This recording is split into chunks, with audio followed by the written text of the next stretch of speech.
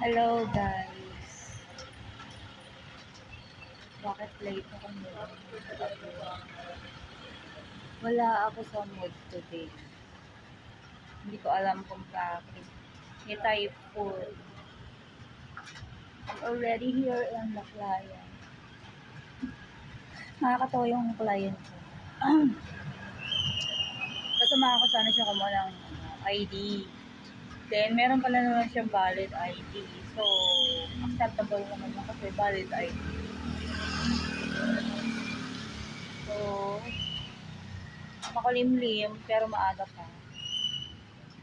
I'm going back to the office. So, please like and subscribe to my YouTube channel. I'm Jocelyn Mangyari.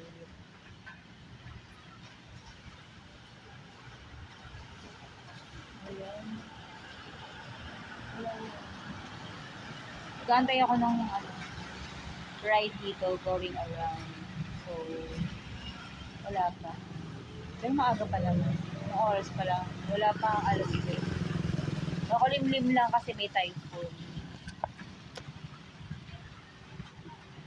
So, ayan siya. Thank you for watching guys.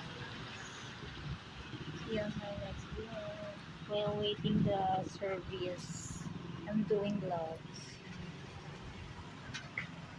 Nag-lunch na ako bago ako nagpunta dito. Kaya, napamerienda ulit ako. Merienda.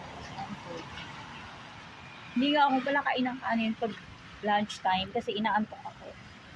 Alam mo naman, nasa field area. So, pag nasa labas, hindi ako masyado makain ng kanin. Sa gabi lang. Or, yan.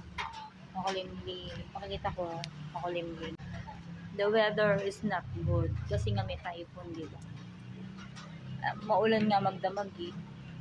So, masungit pa din yung panahon. Tingnan mo, maulap. Maulap siya. Gaantay lang ako ng service. Wala pa. So, thank you for watching. See you on my next video.